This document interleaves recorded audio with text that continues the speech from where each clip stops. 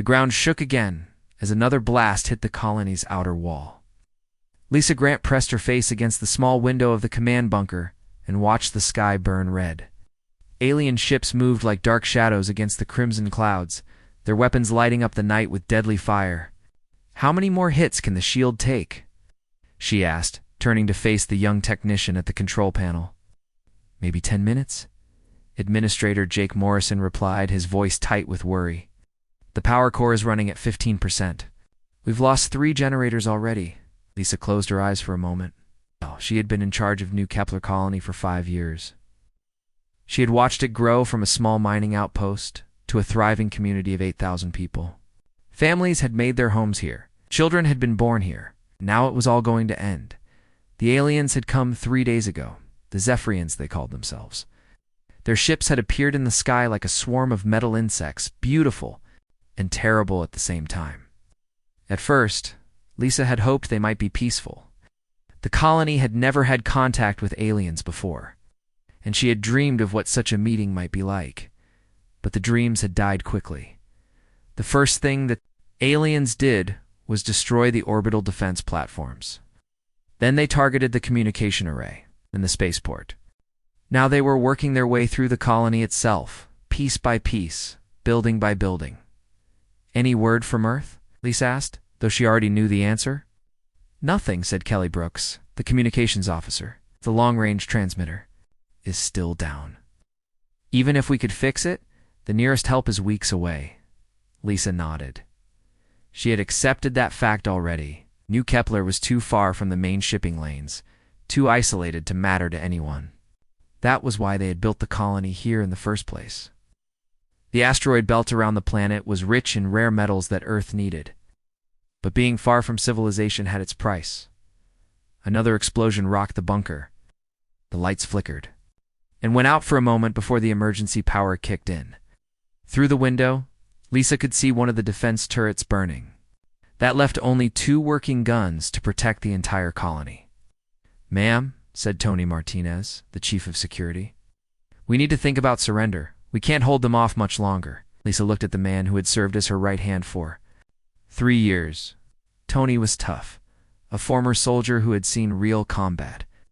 If he was talking about giving up, things were truly hopeless. "What about the evacuation?" she asked. "The shuttles are gone," Tony said quietly. "They hit the landing pad. In the second wave, we've got nothing that can get people off the planet." Lisa felt something cold settle in her stomach. She had been so focused on the battle that she hadn't fully understood what losing the shuttles meant. Without them, the colonists were trapped. Even if they surrendered, there was no guarantee the aliens would let them live. She walked to the communication console and picked up the microphone. Her voice echoed through the colony's emergency speakers, reaching every shelter and safe room where families huddled together in the dark. "This is Administrator Grant," she said, trying to keep her voice steady. "I want everyone to know that we're still fighting. Our brave defenders are holding the line. Keep your families safe and stay in the shelters. You're going to get through." She put down the microphone and turned back to the tactical display. The truth was much darker than her hopeful words. The colony's defenses were almost gone. The aliens had superior weapons, superior numbers, and superior technology. The only reason they hadn't finished the job already was because they seemed to be in no hurry. "Why are they taking so long?" Lisa asked. "They could have wiped us out on the first day." "Maybe they want the mining equipment intact," suggested Amy Foster, the doctor who had been helping coordinate the medical response. "Or maybe they're just playing with us." Lisa didn't like either possibility. If the aliens wanted the colony's resources, they might keep some of the colonists alive.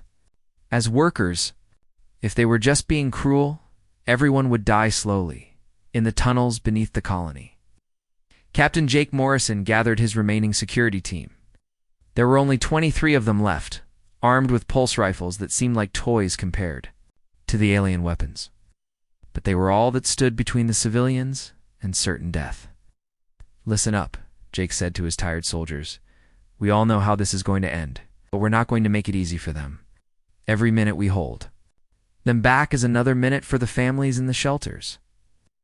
The security team nodded. They were scared, but they were also determined. These people had volunteered to protect the colony, and they would do their job until the very end. "Oh, sir," Said one of the younger guards. Do you think help might come? Jake looked at the hopeful face and felt his heart break a little. No, son, but we're not going to wait around to find out.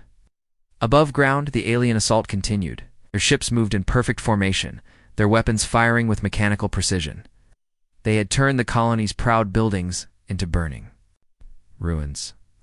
The hospital, the school, the community center where families had gathered for celebrations, all of it was gone or going. Dr. Amy Foster worked in the underground medical station, treating the wounded as they were brought down from the surface. She had training in emergency medicine, but nothing had prepared her for this. Burns from energy weapons, crushing injuries from collapsed buildings. And the worst part, the children who cried for parents who weren't coming back. Doctor called. One of her assistants were running low on medical supplies. Amy nodded grimly. They had supplies for normal emergencies, not for a war. If the battle continued much longer, she would have to make terrible choices about who to treat and who to let die in the deepest part of the colony. In the reinforced shelters that had been built in case of mining accidents, hundreds of families waited in the dark. Parents held their children close and whispered that everything would be all right. But the adults all knew the truth. The explosions were getting closer. The lights kept going out, and there had been no word from the surface. For hours, an old woman named Helen Davis sat with her granddaughter, telling stories to keep the child's mind off the terror outside. She had lived through the resource wars on Earth, had seen what happened when civilization broke down. She knew that sometimes the good people didn't win. Sometimes the monsters were stronger. But she also knew that humans had a talent for surviving when everything looked hopeless. Maybe that would be enough. Maybe someone would find a way to save them. Maybe a miracle would happen. The colony shook again as another building fell to alien fire. But in the shelters, people held on to hope because it was all they had left. They had sent their distress signals out into the void, calling for help that might never come. But they had done what they could. Now all they could do was wait and pray that somewhere in the darkness, someone had heard their call. The attack continued through the night, methodical and brutal. The aliens were in no hurry. They had all the time in the world to destroy everything. The humans had built, and in the morning, they would begin the final assault that would end the story of New Kepler Colony forever. Unless something changed. Unless help came from somewhere impossible. Unless the void itself decided to answer their prayers. Commander Ryan Clark sat in his captain's chair aboard the USS Defender, staring at the star charts displayed on the main screen. The ship had been on patrol for 3 months now, moving slowly through empty space along the outer rim of human territory. It was boring work, but someone had to do it. Pirates and smugglers liked to use the empty systems as hiding spots. The military needed to show that Earth was watching. The Defender was not an impressive ship. She was 40 years old, built during the early expansion wars when Earth was still learning how to fight in space. Her hull was scarred from dozens of small battles and near misses. Her engines made strange noises that worried the engineers. Her weapons were outdated. Her shields had been patched so many times that the original manufacturer probably wouldn't recognize them. But she was reliable. Her crew knew every bolt and wire in her metal body. Ryan had been her captain for 7 years, and in that time they had stopped 12 pirate raids, rescued from merchant ships, and prevented 2 mining disputes from turning into shooting wars. It's not glamorous work, but important, Sir called Kelly Brooks from the communications station. I'm picking up something strange on the emergency frequencies. Ryan turned toward her. Kelly was young, barely 25, but she had the best ears in the fleet when it came to picking signals out of cosmic static. If she said something was strange, it was worth listening to. What kind of strange? Ryan asked. It's a distress signal, but it's really broken up. Lots of interference. I think it's coming from the New Kepler system. Ryan frowned. New Kepler was 6 days away at maximum speed, assuming their old engines could maintain that pace for so long. It was a mining colony, small and isolated. He had visited it once, 3 years ago, during a routine inspection. Nice people. Hard workers, but nothing special. Can you clean it up? He asked. Kelly worked at her console for several minutes, her fingers dancing over the controls as she tried to filter out the static and cosmic interference. Slowly, a voice began to emerge from the noise. It was female, young, and filled with terror. "This is New Kepler Colony calling any ship, any station. We are under attack. Pete, we are under attack by unknown alien vessels. Our defenses are failing.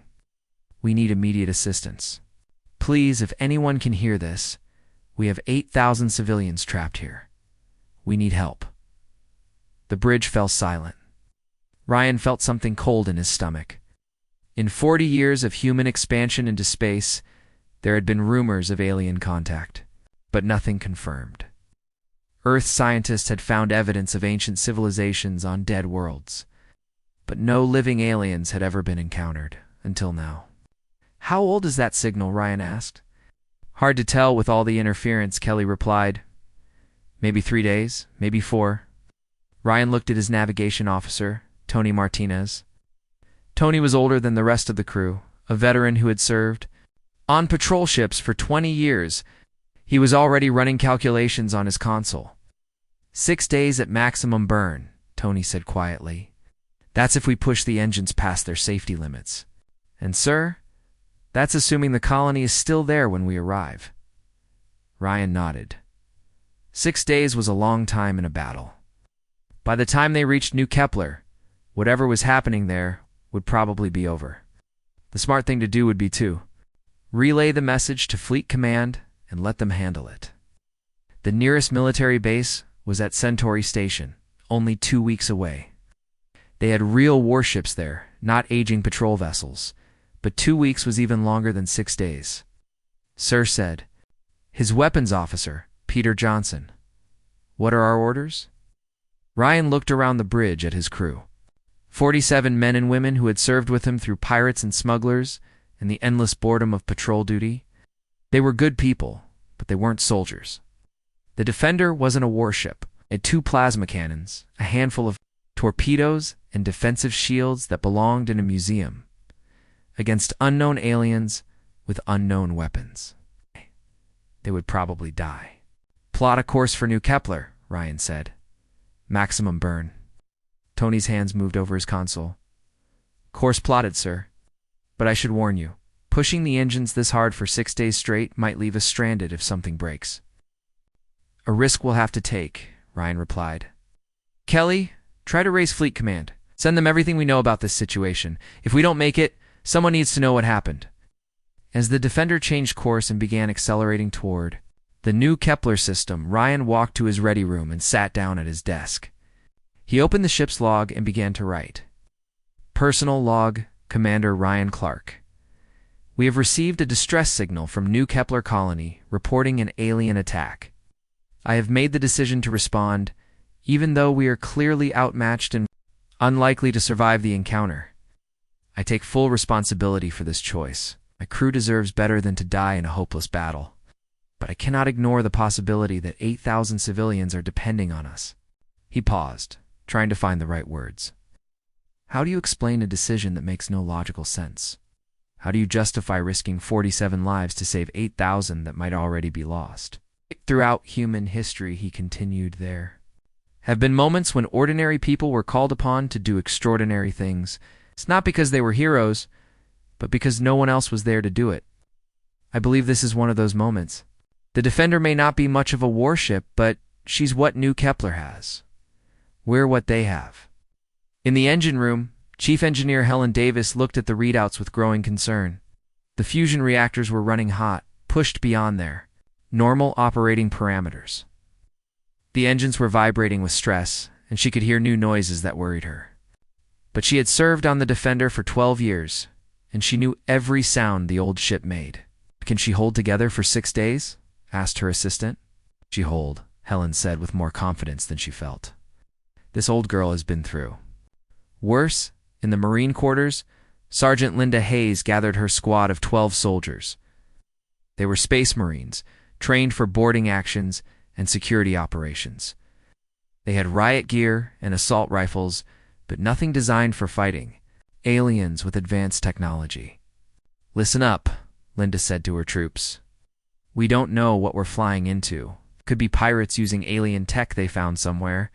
Could be the real thing. Either way, we're going to do our job." The Marines nodded. They were scared, but they were also proud. Marines didn't run from fights, even impossible ones.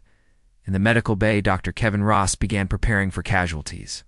His small facility was designed to handle the normal injuries that happened on a patrol ship: broken bones, burns from engine malfunctions, the occasional case of space sickness.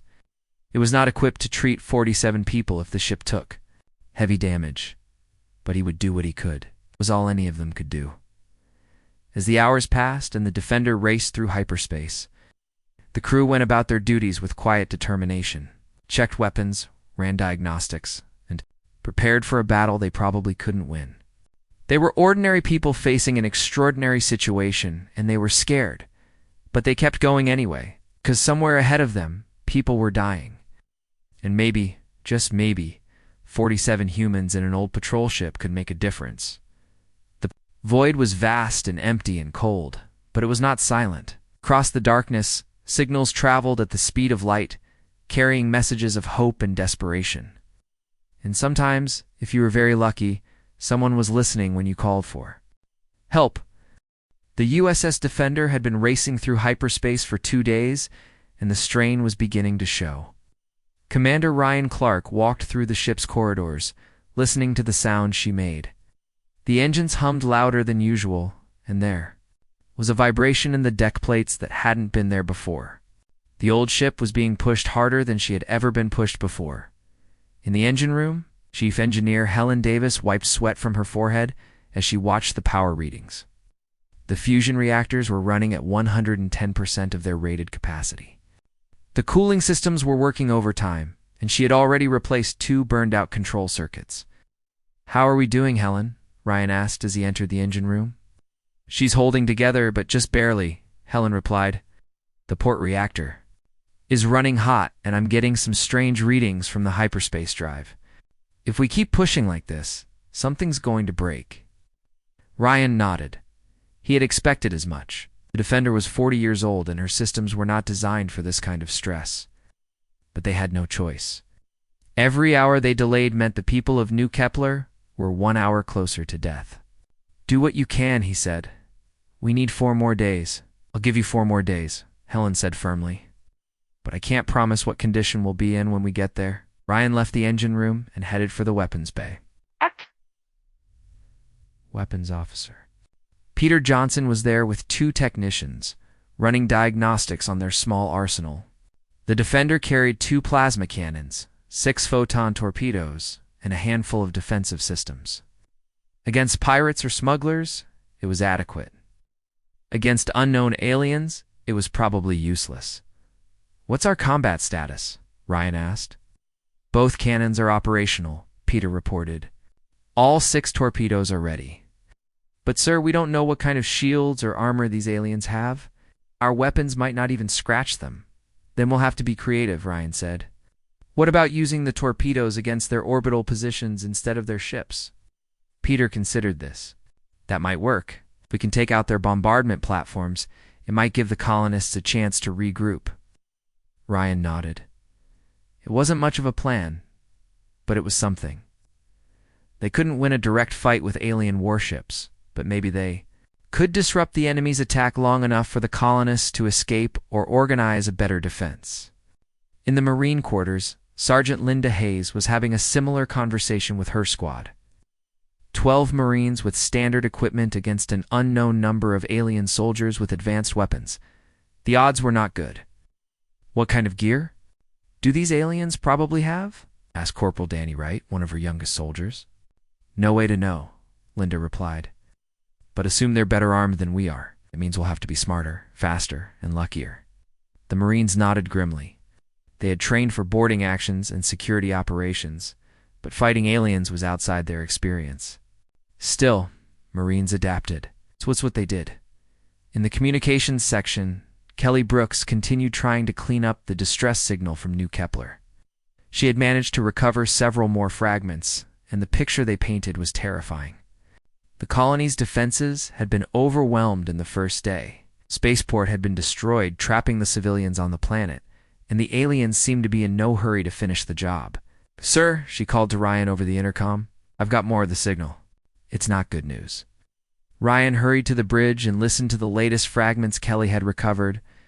The voice was that of Colony Administrator Lisa Grant, and she sounded exhausted and desperate. "Day 3 of the attack. We've lost the outer perimeter. The aliens are moving slowly, destroying everything methodically. I think they want the mining equipment intact, which means they might keep some of us alive as workers. We're running low on medical supplies and food. If help doesn't come soon, we'll have to surrender." The message was 2 days old, which meant the colony had been under attack for 5 days now. Ryan felt his stomach tighten. They were still 2 days away from New Kepler, and the situation was getting worse every hour. "Any response to our messages to Fleet Command?" he asked. "Nothing yet," Kelly replied. "We're too far out for real-time communication. Even if they got our message, their response won't reach us for hours." Ryan nodded. They were on their own, just as he had expected. The nearest military base was weeks away from New Kepler. By the time a proper rescue fleet could be organized and dispatched, the colony would be history. In the medical bay, Dr. Kevin Ross was preparing for the worst. His small facility had supplies for maybe 20 serious casualties. If the rescue attempt went badly, he would have to perform miracles with inadequate resources. He had been reviewing emergency surgical procedures and rationing his medical supplies. Doctor said his assistant, Nurse Amy Chen. "Do you really think we can save them?" Kevin looked up from his preparations. Amy was young, barely out of medical school, and this was her first deep space assignment. She had signed up for routine medical care on a patrol ship, not a desperate rescue mission against aliens. "I don't know," Kevin said honestly, "but we have to try. That's what we do. We try to save people, even when the odds are against us." Supply Officer Nancy White was facing her own impossible math. The Defender had supplies for 47 people for 6 months. If they somehow managed to rescue the 8,000 colonists, they would run out of food and water in less than a week. The ship's life support systems could maybe handle 100 people, but 8,000 was impossible. "We can't take them all," she reported to Ryan. "Even if we stripped out everything non-essential, we might be able to evacuate a few hundred people. But 8,000? It's impossible." "Then we save who we can," Ryan replied. "Children first, then families, then whoever else we can fit." It was a terrible choice, but it was the only choice they had. The Defender was not a rescue ship. It was a patrol vessel, designed to carry a small crew through empty space. But she was what the colonists had. They would make it work somehow. On the 3rd day of their journey, the ship's computer began displaying warnings. The hyperspace drive was overheating, and there were microfractures appearing in the engine housing.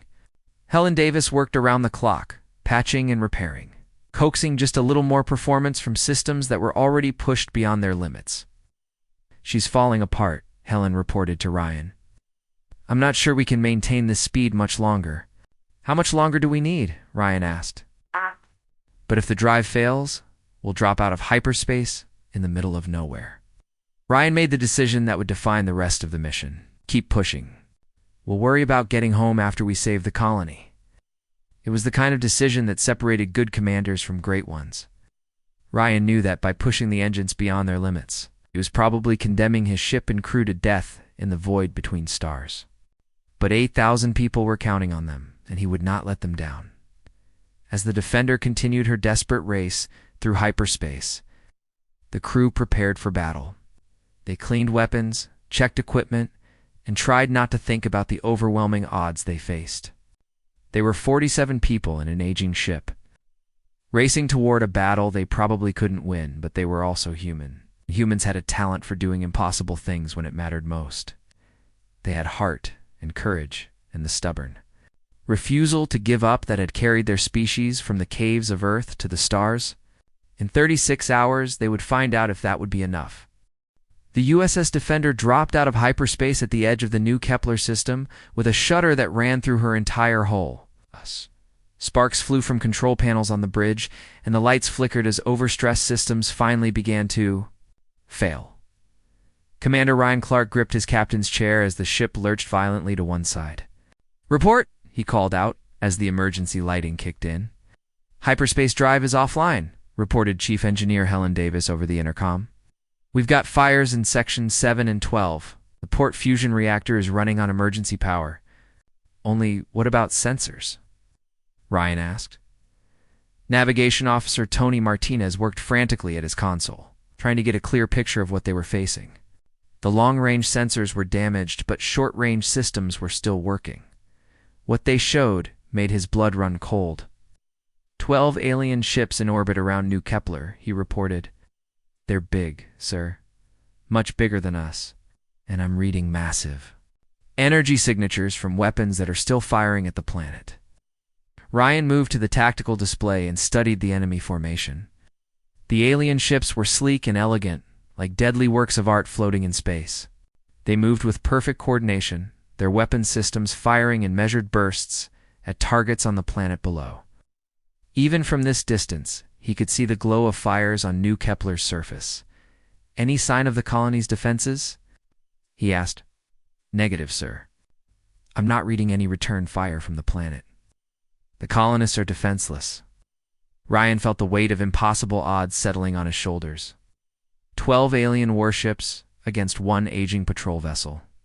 It should have been hopeless. But as he watched the systematic destruction of the colony below, he remembered why they had come. "Kelly, are you picking up any communications from the planet?" Communications Officer Kelly Brooks adjusted her equipment, filtering through the electromagnetic interference from the alien weapons. "Yes, sir. Emergency frequencies are still active. The colonists are still alive, but barely holding on." Ryan made his decision. He could try to sneak past the alien fleet and evacuate a few hundred people. He could retreat and report the situation to Fleet Command. Or he could do something that might give 8,000 people a chance to live. "All hands, this is the captain," he announced over the ship's intercom. "We are outnumbered 12 to 1 by ships that are bigger and better armed than us. Any sane commander would retreat. But the people down there don't have time for sanity. We're going to hit those alien ships hard and fast, and we're going to give the colonists a fighting chance." He paused, knowing that he was asking his crew to follow him into certain death. "I won't lie to you. We probably won't survive this. But sometimes the right thing to do is also the impossible thing to do. Today, we're going to prove that humans don't abandon their own." The crew responded with grim determination. They had known this moment would come when they started the journey 6 days ago. Now it was time to see what 47 humans could do against impossible odds. "Tony, plot a course that takes us through their orbital bombardment platforms," Ryan ordered. "We can't fight their ships directly, but maybe we can disrupt their attack on the colony." "Course plotted, sir, but we'll be flying right through their formation.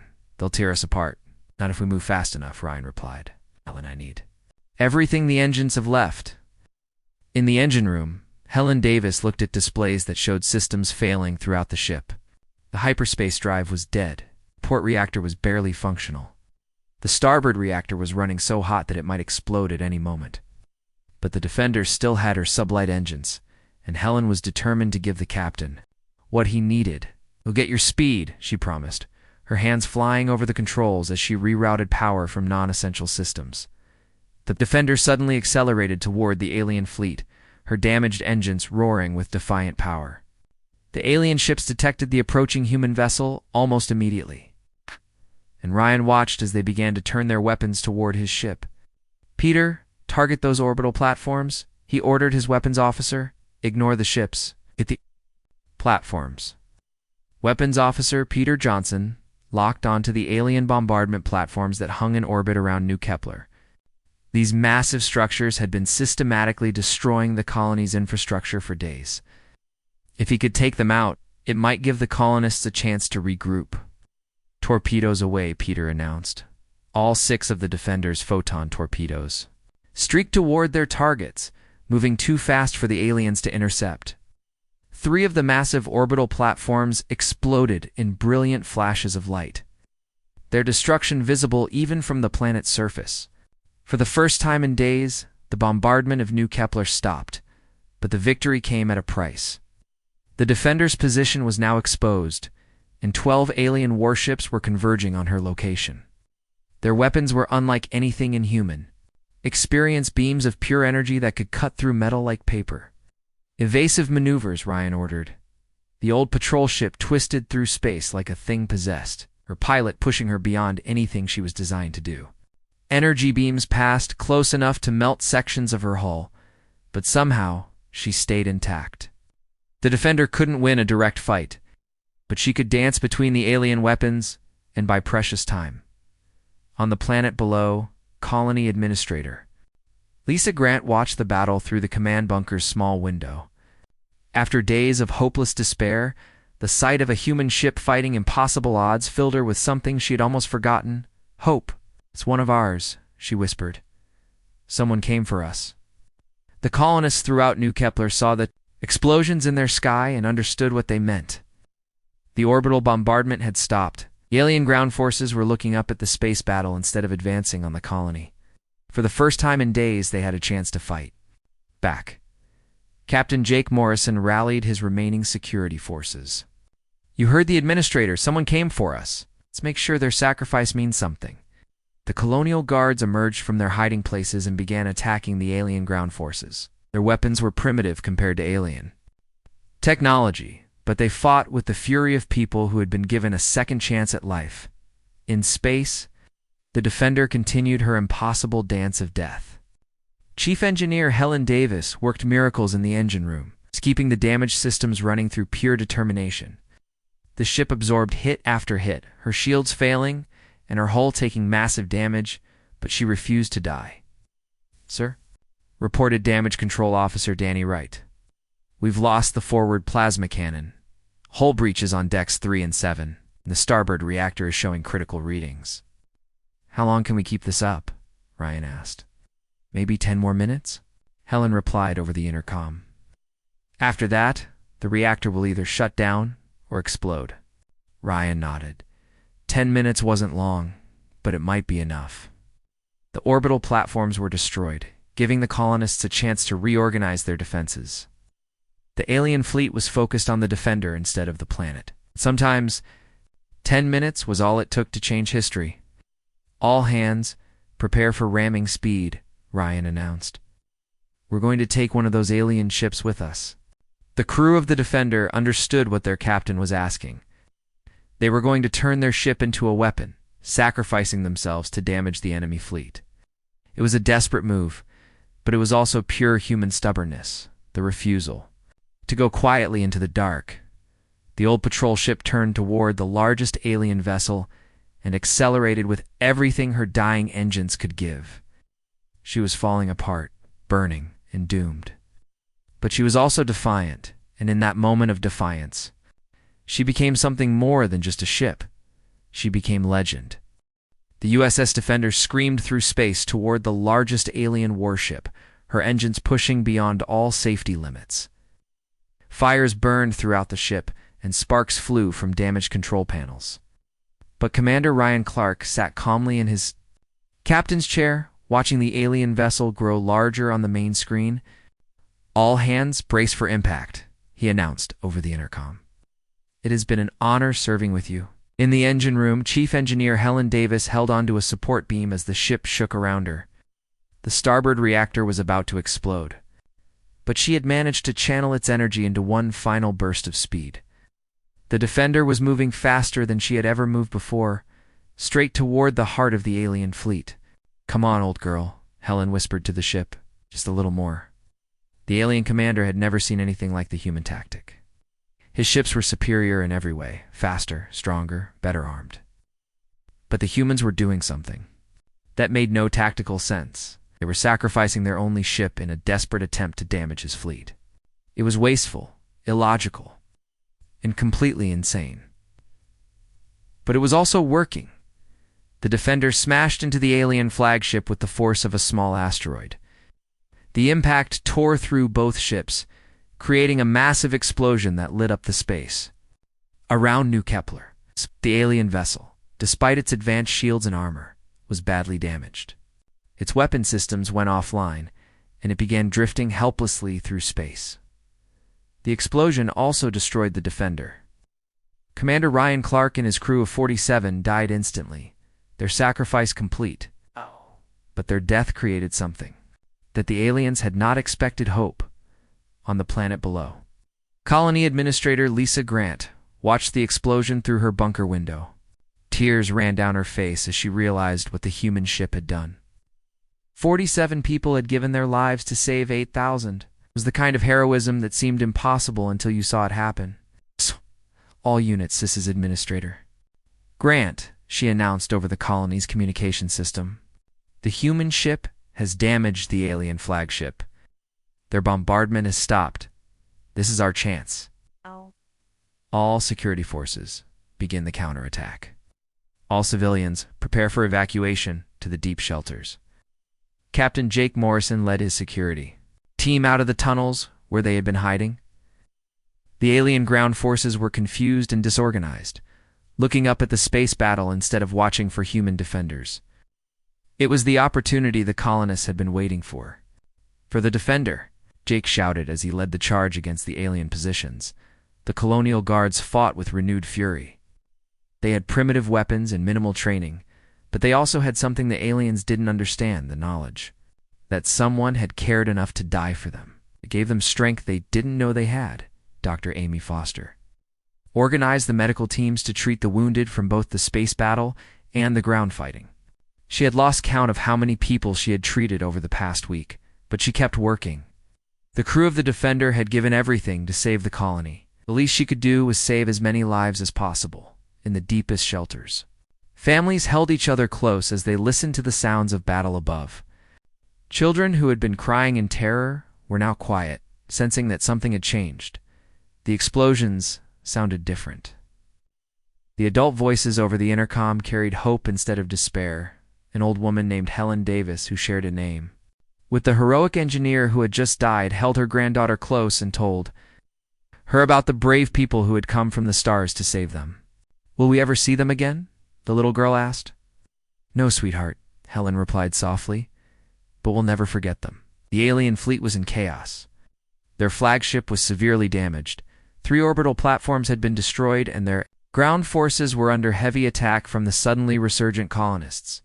The alien commander had expected an easy victory against primitive humans. Instead, he found himself fighting people who refused to surrender even when defeat seemed certain. The remaining alien ships began a fighting retreat, trying to regroup, while their ground forces attempted to return to their landing craft. But the colonists gave them no peace. Every street became a battlefield, every building a fortress. The humans fought with the desperate courage of people who had nothing left to lose. As the hours passed, more human ships began arriving in the new Kepler system. The Defender's final transmission had been picked up by passing merchant vessels, who had relayed the message throughout human space. The story of 47 people sacrificing themselves to save 8,000 had spread like wildfire. The first to arrive was a merchant convoy that had been 3 days away. They weren't warships, but their crews were angry humans who had heard what the aliens had done to the colony. They attacked the retreating alien vessels with cargo haulers and mining ships, adding their own small contribution to the fight. Next came a patrol squadron from the Outer Rim for ships like the Defender that had pushed their engines to the breaking point to reach New Kepler in time. They were too late to save the Defender's crew, but they could finish what the heroic ship had started. The alien commander realized that his easy victory had turned into a disaster. More human ships were arriving every hour, and the colonists on the planet were fighting with impossible determination. His own fleet was damaged and demoralized. The tactical situation had completely reversed. He gave the order to retreat. The surviving alien ships fled. The new Kepler system, carrying with them a new understanding of human nature. They had expected to find weak prey, but instead they had encountered something they had never seen before, a species that would risk everything to save their own kind. The siege of New Kepler was over. Lisa Grant stood in the ruins of the colony's main building, looking up at the stars where the Defender had made her final sacrifice. The cost had been terrible. Hundreds of colonists dead, the infrastructure destroyed, years of work reduced to rubble. But they were alive, and that was what mattered. Administrator said Captain Jake Morrison, approaching with a group of his surviving security team. "We've received word from Earth. A full rescue fleet is being dispatched. They'll be here in 2 weeks with medical supplies and reconstruction equipment." Lisa nodded. It would take years to rebuild what had been lost, but they would rebuild. The colony would survive, and the story of what happened here would be remembered. In the days that followed, as rescue ships arrived and the wounded retreated, the colonists began to understand the full magnitude of what the Defender had accomplished. The old patrol ship had been outgunned and outnumbered, with no hope of victory. But her crew had chosen to fight anyway, because that's what humans did when faced with the impossible. The names of Commander Ryan Clark and his 47 crew members were carved into a memorial stone in the center of New Kepler's rebuilt town square. Children would grow up hearing their story, and when those children became adults and traveled to other worlds, they would carry the story with them. The galaxy was vast and dangerous, filled with threats that humanity was only beginning to understand. But the aliens who had attacked New Kepler learned something important that day. Humans might be outnumbered, outgunned, and far from home, but they would never abandon their own. And sometimes, when the darkness seemed complete and no help was coming, a single ship would come roaring from the void to prove that no human would ever face the dark alone. The USS Defender was gone, but her legend would live forever.